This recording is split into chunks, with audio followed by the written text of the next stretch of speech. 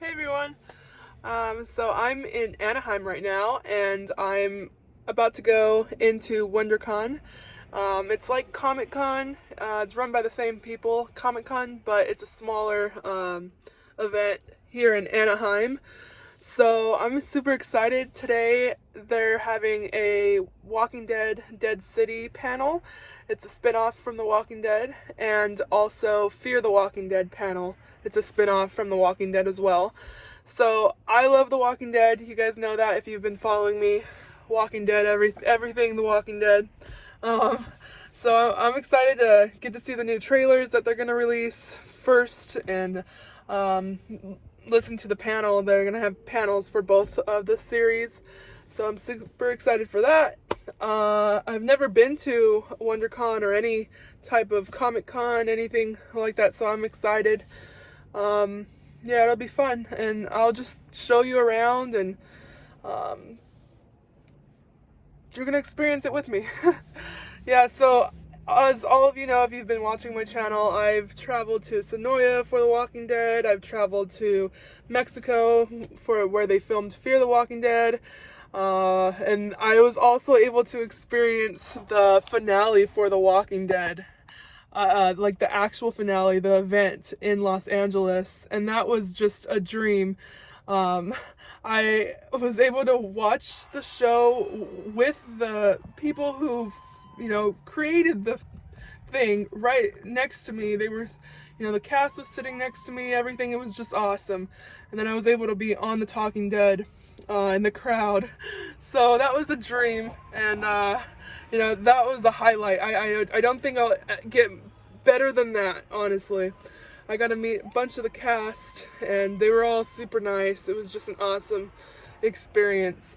So, yeah, I don't think I could beat that, but this will be a great day today. So, yeah, I'm excited to take you guys with me. Let's go in. Okay, so I'm in a line to get into parking right now. See, there's quite a lot of people doing a U-turn to come into this line. It's quite a long line, but that's fine. It's 8 a.m.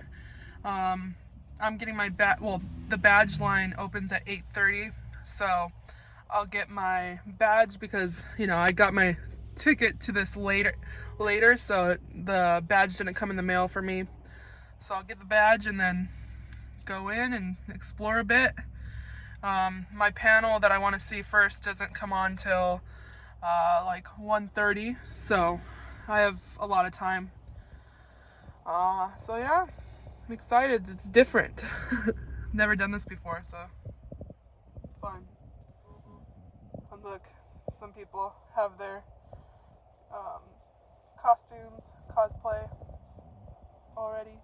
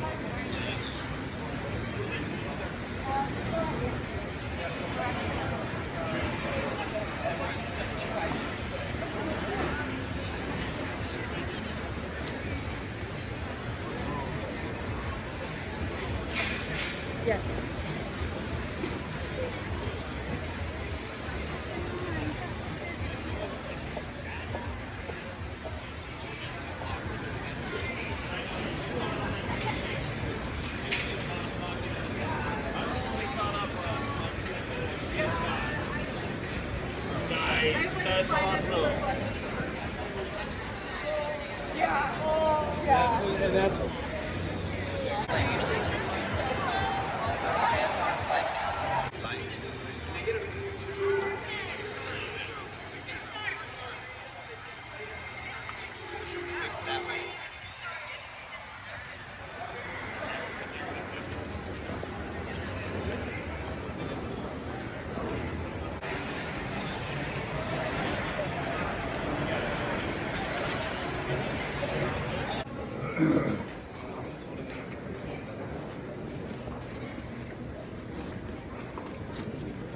Hardwick.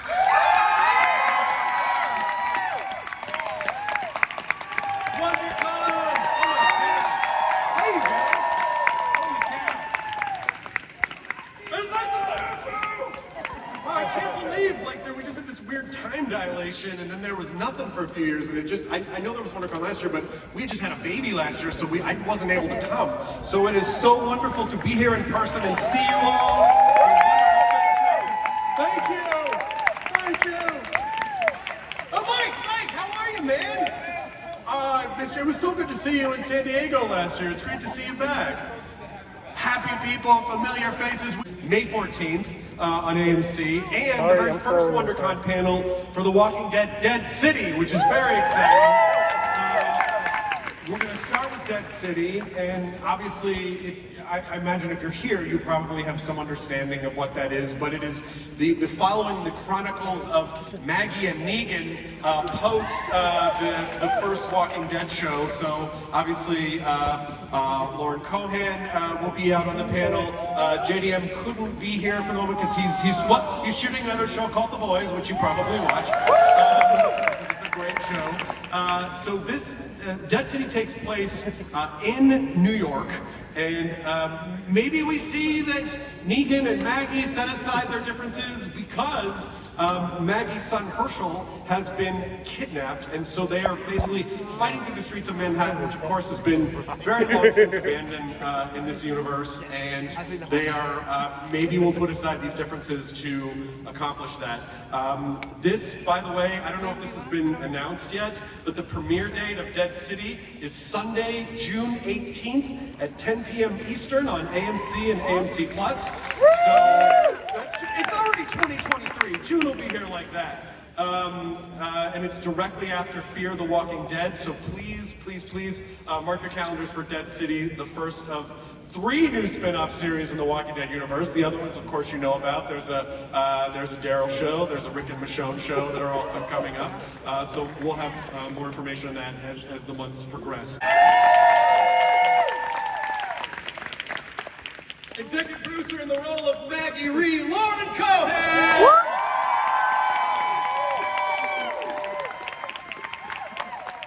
And as Pearlie Armstrong, Gaius Charles is joining us on the panel as well.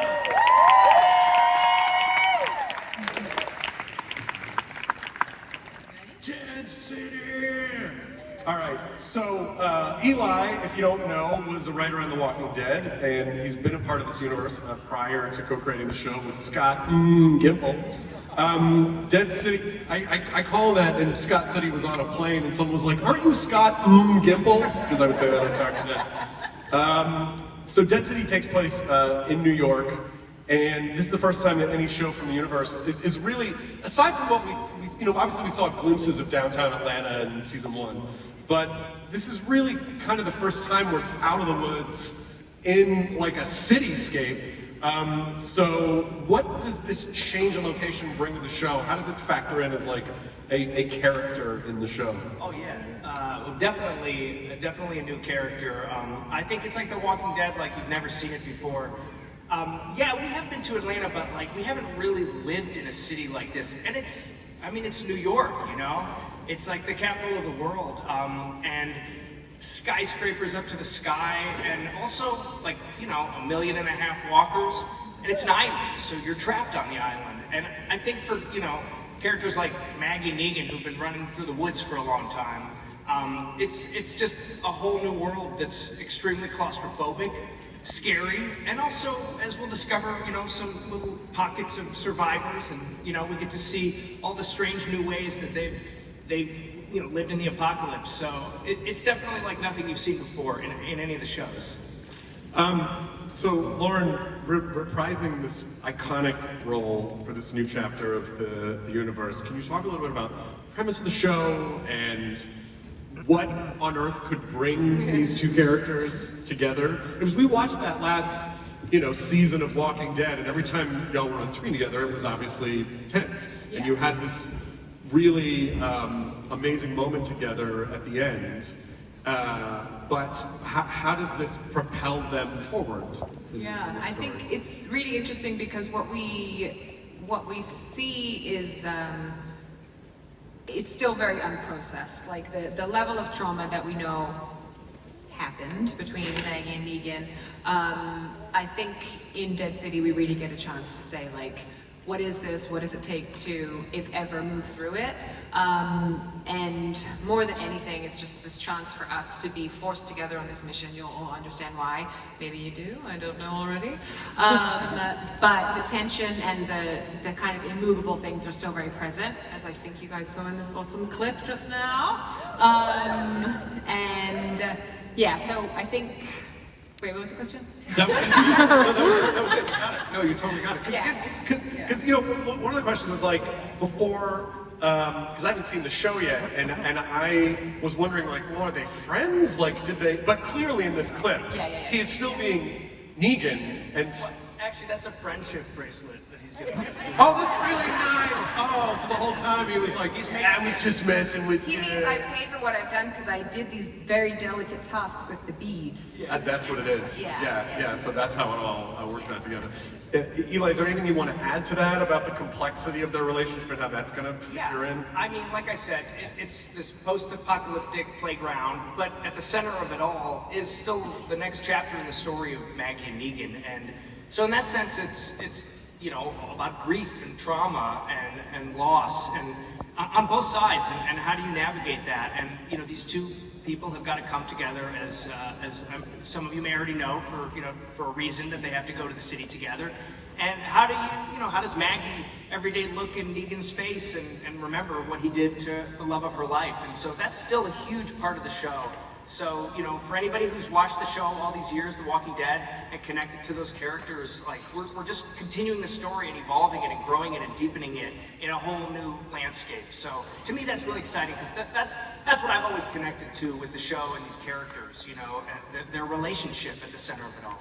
And I think something that's really cool, too, that we got to do in the show is we've seen them intersect so often here and there within The Walking Dead, but in this show, it's really this tunnel that they're trapped in to face things that they may have run away from, that more Maggie, I think, has run away from, and what Negan brings up for her.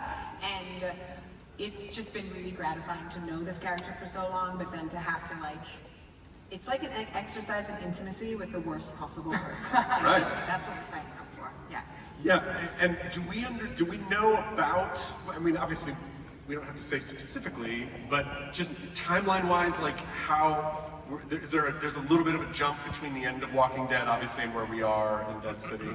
Yeah. There's a little bit of a time jump there. Some time has passed, so we'll get to see these characters in somewhat. The elusive sometime. We've been trained by Scott. Give It's 5, 50 years. Schmer years. It's schmer Think years. how old they look. That's how long it's been. Okay. Yeah, it's been some time, and so we get to see these characters settled into kind of new lives, new situations, and that's, I think, what's fun about that is we get to start to meet new characters, like the character that Gaius plays, as we see Maggie and Negan in new worlds that are not just New York yet, so, and within New York we'll get to meet new characters, so, the show will keep building and building, on the foundation of Maggie and Negan. And so I'm glad that you mentioned Gaius, because Gaius is a new character in the Walking Dead universe, Pearlie Armstrong. Please welcome Gaius.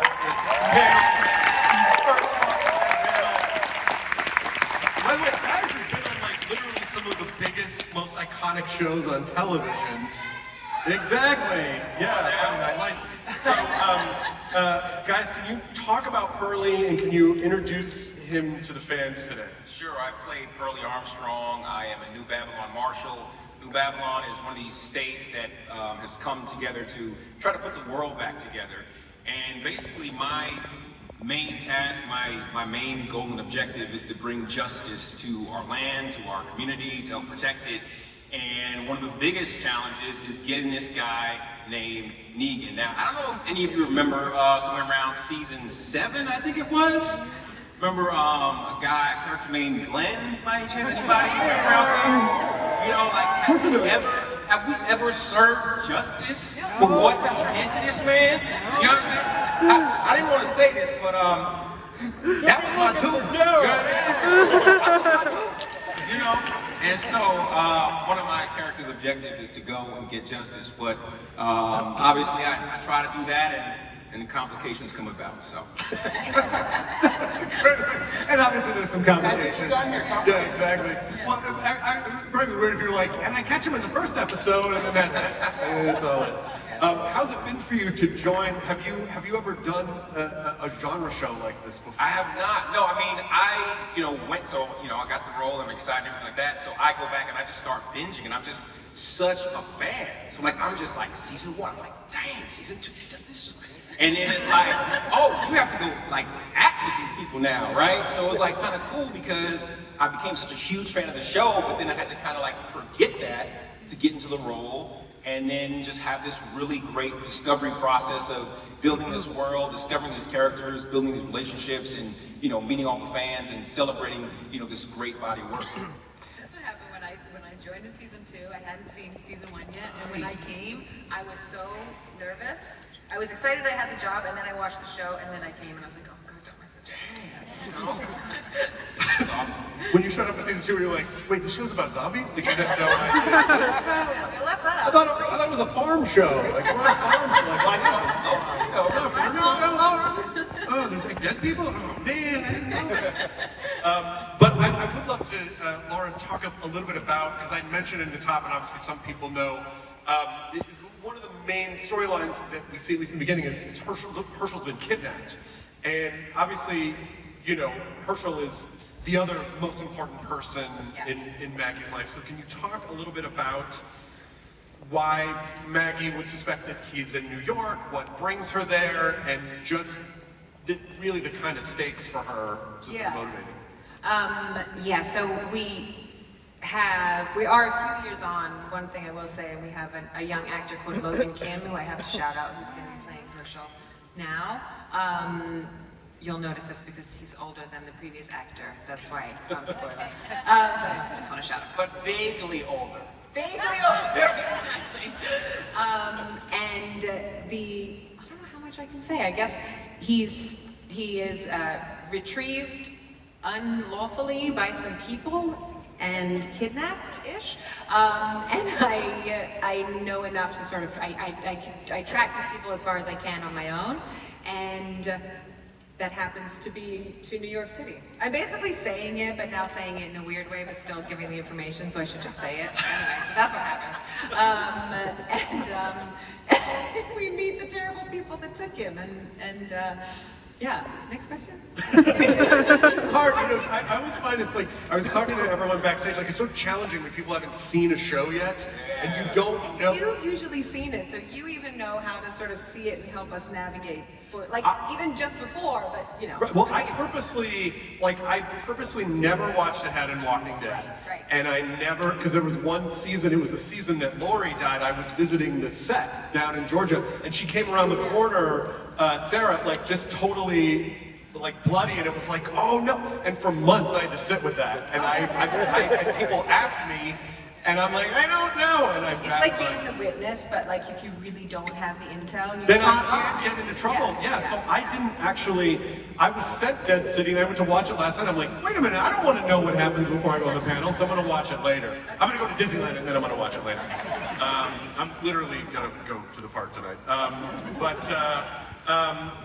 So let's talk a little bit about New York and how establishing this sort of apocalyptic, like reskin New York is this like apocalypse, like some of the challenges with that. Well, for one, it doesn't look like that in real life. Right? That was hard. Obviously we do CG, VFX stuff, and I mean, I think the city in the show to me looks amazing and so cool. You know, we've seen post-apocalyptic versions of cities and towns and whatnot in the show and in other movies and shows. And to me, this feels very unique and awesome and epic. So, you know, on the large scale, you know, just to see the destruction that's happened to the city during the apocalypse and afterward, you know, it's New York again, so they're just iconic landmarks. I don't want to give anything away, but we're going to see some iconic landmarks that have been, you know, messed up in the coolest way, that are going to play a part not just visually, you know, as just one shot, but also in the story. So that's been a fun playground for us, is just taking these iconic landmarks and incorporating them into the story, which you don't get to do, you know, when you're in the woods, you can't be like, there's that special tree. That tree looks so that we all know. You know, it's, so that was so exciting. And what else you did too, I think, just like creating characters and groups of people that we'll meet in the show and seeing how they survived and prepared for the apocalypse is another way of us understanding New York in a different way. Yeah, I mean, if you think about, you know, how to survive in the woods or in a small town is very different from how to survive in buildings that are like, you know, 20, 30 stories high. I mean, this is no spoiler because it's out there, but like, you know, we got a bit of zip lining in the show. You know, so you can imagine that might be a way to get between some skyscrapers. So there's a lot of stuff like that that just, you know, your imagination gets to run wild and then you get to realize it, you know, and part of that, you know, is practically shooting it for real, and then also the CG, so. The practical part with the zip lining was something Jeff and I got to do, thought we wanted to do, and then you spend 12 hours in the zip line. You know, like, as you said, he's pursuing justice. He wants to make the world a safer place. You just want to talk about like his motivation for that, obviously without giving too much away. Yeah, so I mean, my character really pursues just basically law and order, not just justice, but law and order, like almost like a religion, you know, fanatically. And which you guys will see why that happens, because so often when people get fanatical about something, it's usually there are layers to that. There are reasons behind that, and we get to see like there are actually some psychological and emotional reasons why I've attacked. Have a much more intimate focus on these characters. Is that also part of the, you know, with the spin-offs? Like, let's just really kind of focus on this story. Oh, yeah, I mean, I definitely, you know, like I said earlier, this is just like the next chapter in this story about Maggie and Negan. And I mean, I'll be honest, I love all the walkers and the environment is so much fun, and the world building's a blast, and I think everybody's really gonna dig it. But another piece of it for me was what's at the core of Maggie and Negan's relationship, and like I said, that grief and loss and trauma. And I personally did a lot of research and a lot of soul searching too, just about how do you navigate something like that, not just in the apocalypse, but in real life. And you know, to me, that's just always the center of the show. That's at the core here. And I think The Walking Dead, the mothership, did such an amazing job of exploring that. But, you know, the show also, like you said, had to service like 20 characters. And now we get to really zero in and peel away all these layers and go deeper and deeper and challenge the characters. And it extends into, like Gaius was getting at, you know, with his character. And honestly, all the characters, they're all experiencing some sort of loss, grief, trauma, and they're only human, and everybody's just trying to get through it the best they can. And so, you know, that's always for me at the center of this thing. But fortunately, it's also a lot of fun on top of it. You know, I think it's just sort of got everything wrapped up together. That I think if you've been watching The Walking Dead all these years, you'll find that all the layers of The Walking Dead are all here and more. You know, and in new ways. I'm curious for guys, you know, coming onto the show where it's a new show, but the two characters have been in the world for so long. Was there any advice, or did they say like, hey, here's like, welcome to the Walking Dead universe. Here's, you know, the best advice. I kind of got the boot camp from Lauren a little bit too, you know, because when I first started the show, I was calling the undead, I was calling them zombies. And Lauren was like, no.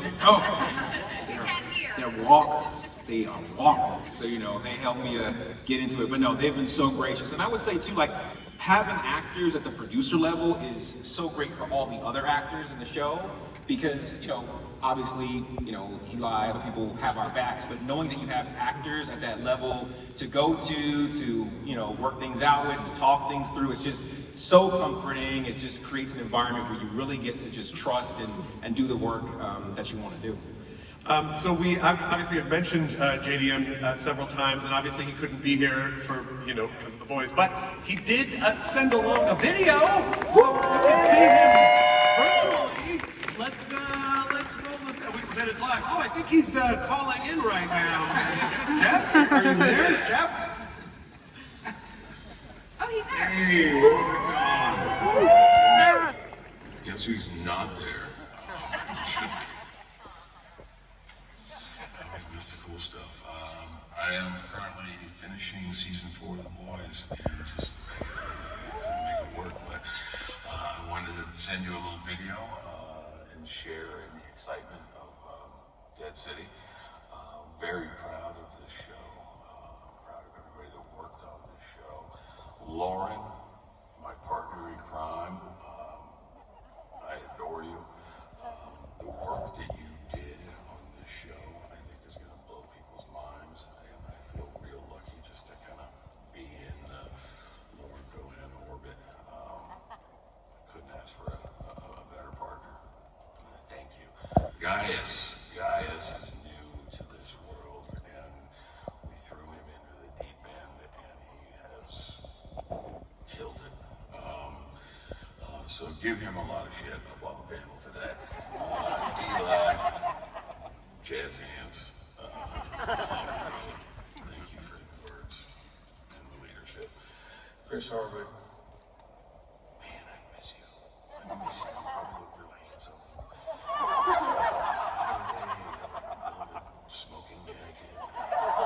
I'm so excited to see you and your fashion and to give you a kiss. Sorry I'm not there. I will see you soon. I will see all of you soon. Welcome to Dead City. I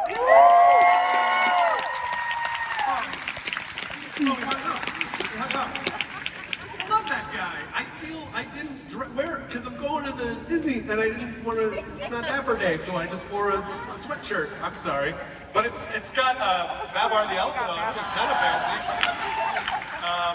I What love did he that say man. to you? I couldn't hear. He said, you always look so dapper? Yeah, he basically said I dress up a lot. I mean, I have to wear suits because of television, but I hate wearing suits. I would rather wear a t-shirt and this. Yeah, I know. So when people are like, I always feel like I look like if you see your teacher at the grocery store and he's got a sweater, you look weird, Mr. Hardwick. I'm like, these are my street clothes. So this is where I'm most comfortable. But I love him. I love that you're both doing the show. I love that it's back. And for me, as a fan of the show, even just to see the footage of you two together, it feels so gratifying because it feels like, oh, it's not over. You know, like we said goodbye to one chapter, but it's not over. There are more stories to tell, a lot of more stories to tell. And on that note, Eli, I know we're going to see other new characters. Can you say anything about who they are? Yeah, I can say a little bit. Okay. There is a character called the Croat that you're gonna hear about very early in the show. And as Maggie explains early on in the show, it's the person who took her son, and played by an amazing actor, Jelko Ivanek.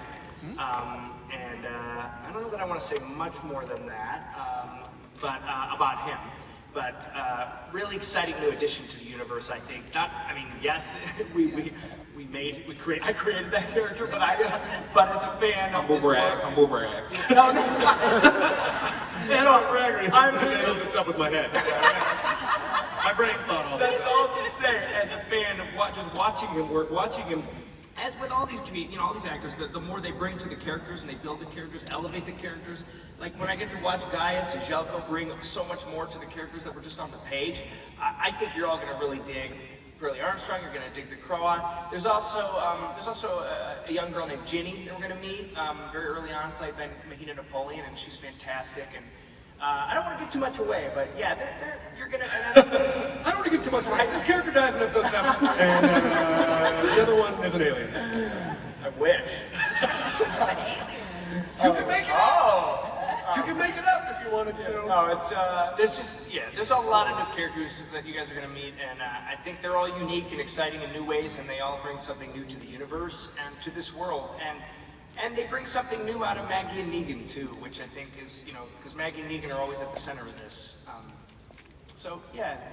So I have a couple of questions from the social media, just because it's sort of difficult to open the floor to questions because no one can. There's a lot of stuff you can't answer, so it can be difficult. And but I do have some social questions here. First one from Ninja Gamer with a bunch of R's. At Ninja Gamer wants to know. Basically, are the walkers going to be scary or different? Like, and I think this is a great question. How are the walkers? How have they evolved? Like, how do they look different? What's the walker game? They're in suits. Oh, that's great! It's New York. But they hate being in suits. They would rather be in Babylon sweatshirt. Fabar. Yeah. So how did you approach the walkers differently on this show? Well, it's New York City, and like I said, and you're going to see some giant hordes of walkers because there's some, we've all been in New York and we know how crowded it is in real life in our time. And those landmarks, and it's an island. So how do you The island part is pretty scary. Yeah, how do you get to the island? You got to cross a river. What's going on with that river? Watch the show. You'll see. I just wonder, like, when the apocalypse hit, if there were Broadway shows. So there's like people in cats costumes, like zombie cats. Question. I had to learn how to kill walkers. Actually, this is a very physical role. Okay, that's my humble brag. Work out a little bit, Legendary director in the Walking Dead universe, Michael Satrazemus is here. Madison Clark, Kim Dickens. June, also known as Jenna Elfman. And Sherry, aka Christine Evangelista.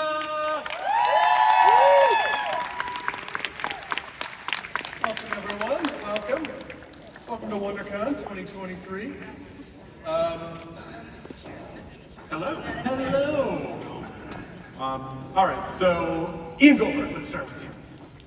What can these kind folks expect for season 8? First of all, season 8, how did that feels surreal. It does feel surreal. It's amazing to be making a season 8 of this show, and only because I guess everybody at this point knows this will be our final season. Thank you so much. You are the best fans in the room.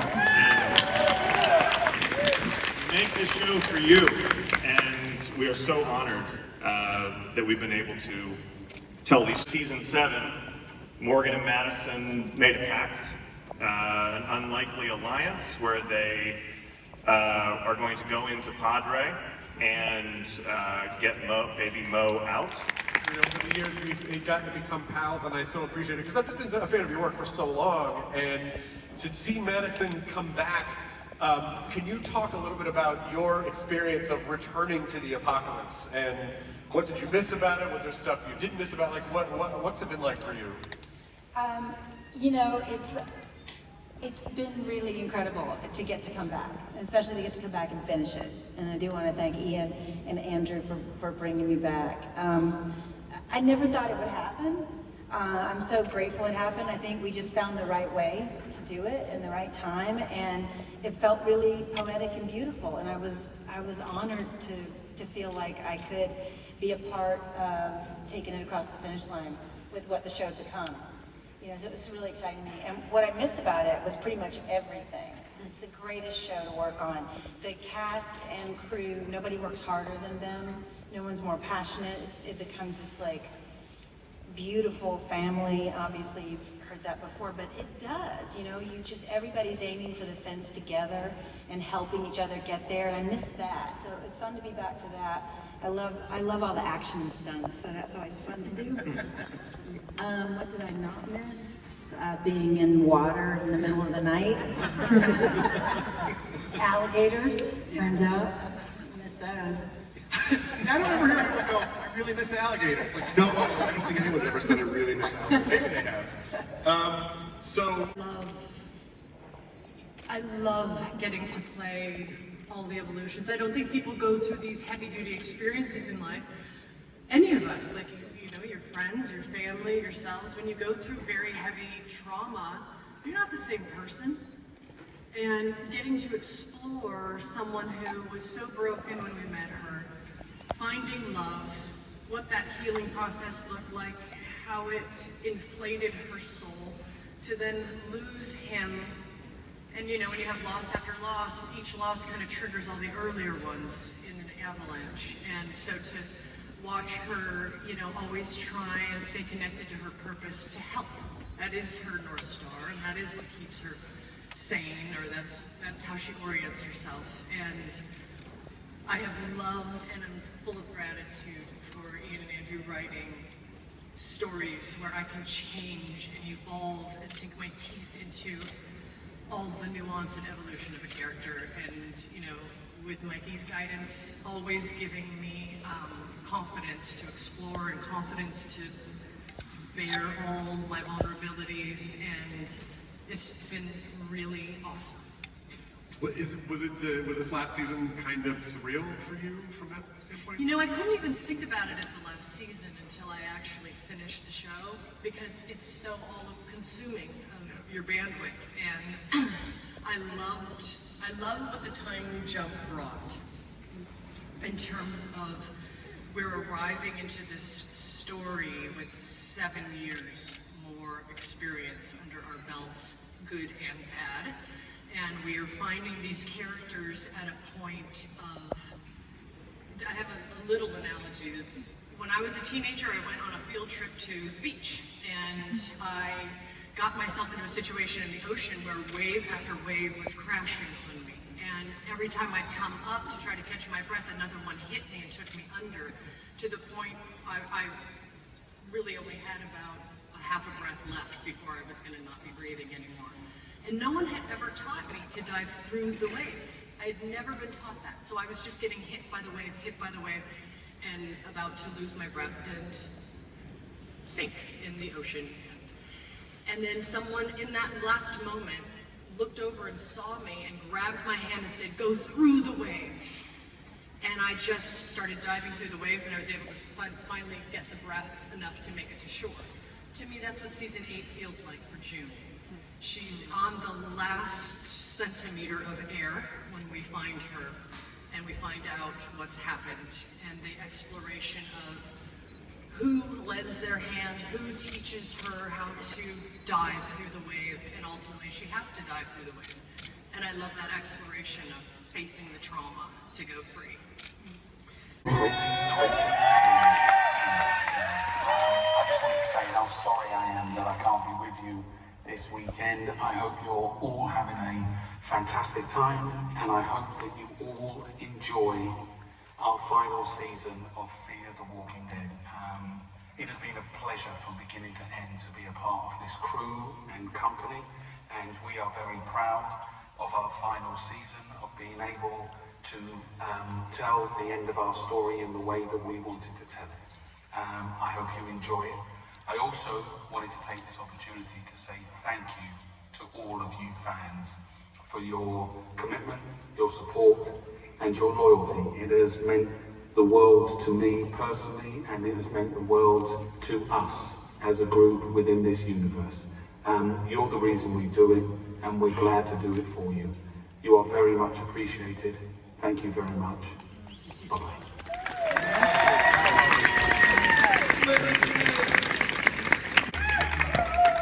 I can't wait to share the final season. It's been such an incredible journey. And I know you're there with some of our comrades who I love so dearly. I think we made something really special for the fans this year. So I can't wait for you to see what Victor Strand's been up to, as well as these other merry band of wonderful, wonderful characters. Take care. Bye.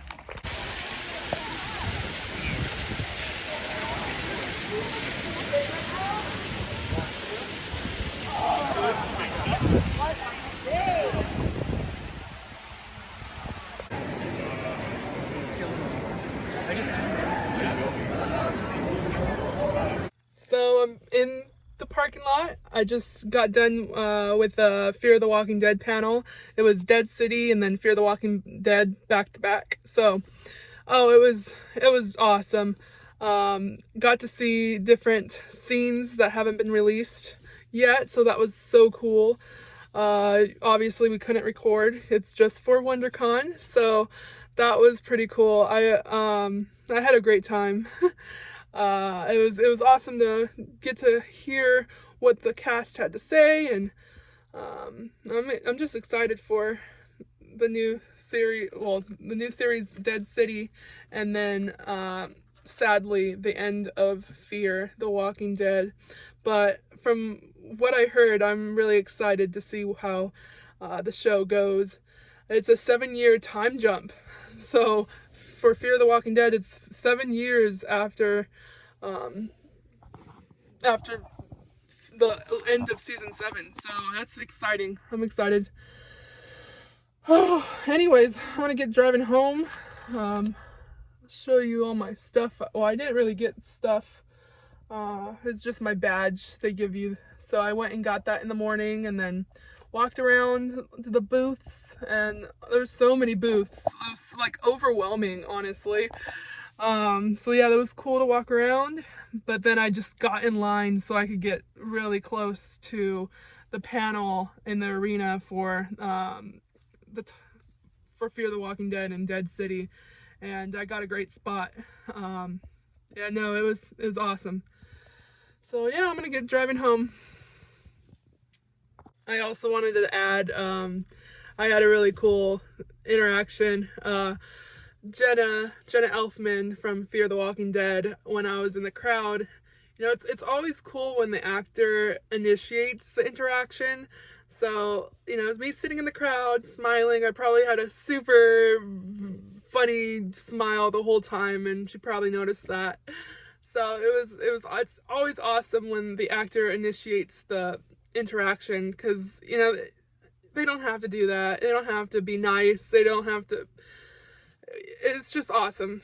Yeah, I'm a fangirl. I really am. It's, you know, you relate to these characters that they play, and you know, you pull all the different trauma and everything that they go through in the show, and you just relate to the characters in certain ways, which brings us, you know, emotionally attached to these characters.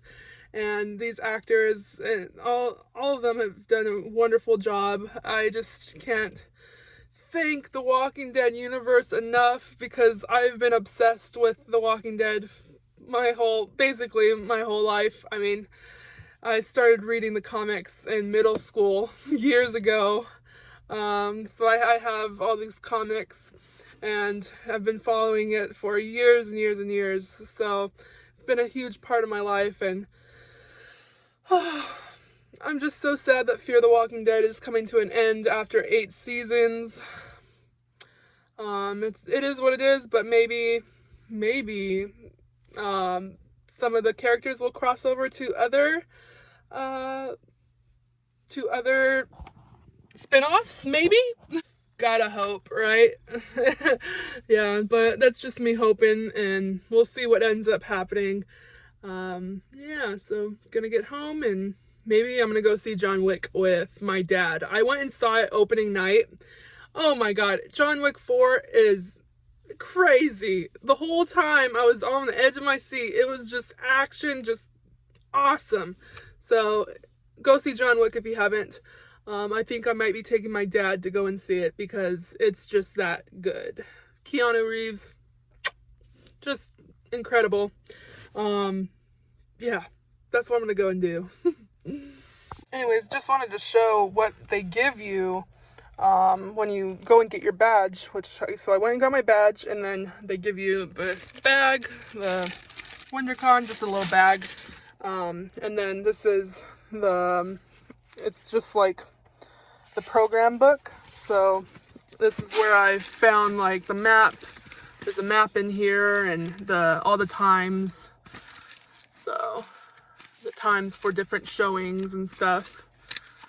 So there's that.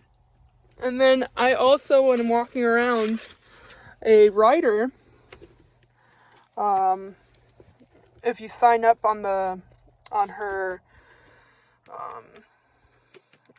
she gives you like a QR code that you sign up for emails, and she'll give you the first free book. So I got this book for free, and a poster as well. And I'm excited to read this book. I'm always like new things. So, and then she signed it for me.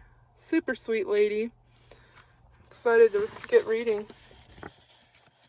My favorite color is purple, so it fits, right? So pretty cool.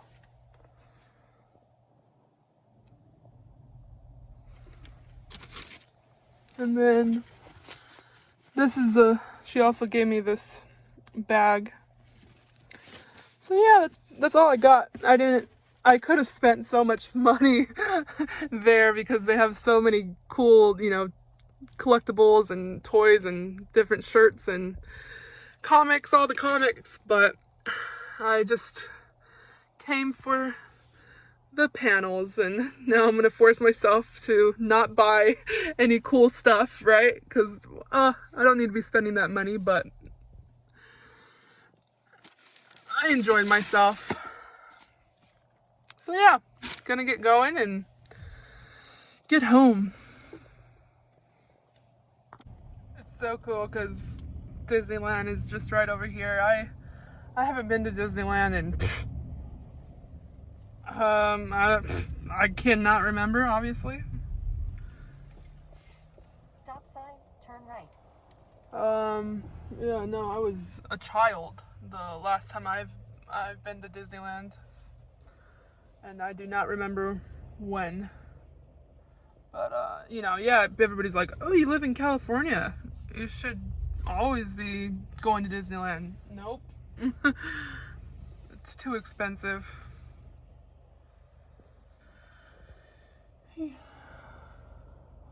Lots of people. Oh, is that, what's her name from Dalmatians 101? So I just got out from, I'm back here at home from Wondercon. So I just had such a great time. And, I've been just thinking about the trailers that we saw, and I'm super excited. I want to discuss we saw at WonderCon, they released a video about a video clip of Negan and Maggie speaking to each other, and that scene was so. It's just I'm really curious to see how that relationship goes. Those two, have not had a great past, and it doesn't look like they're gonna have a great future either. So it's gonna be interesting to see. I'm super excited. And then also for Fear the Walking Dead, the trailer where Morgan goes back to where it all began. In